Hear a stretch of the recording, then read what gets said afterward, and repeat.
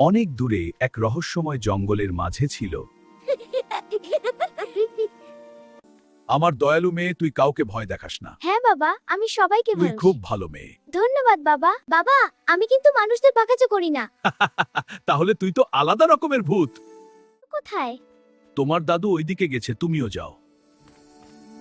দাদু এখানে কি করছো? দাদু, আমি ভুলে বড় হয়ে গেছি বাবা বলে। এ দাদু, তুমি বড় হয়ে গেছো, তোমার বিয়ে বয়স হয়েছে। আমার মেয়ে বড় হয়ে গেছে, এবার ওর বিয়ে দেওয়া দরকার। বাবা, আমি এমন কাউকে বিয়ে করব। যে ভূত সাহসী দয়ালুয়ারের, সেই হবে লুলু। তো আসলো প্রাসাদে। কেউ শুধু নিজের শক্তি দেখালো, কেউ ভয় দেখতো। কিন্তু লুলু কারো উপরই খুশি। আমি কাউকে ভয় দেখাই না, আমি শুধু রাতের বেলা হারিয়ে যাওয়া বাচ্চাদের পথ দেখাই।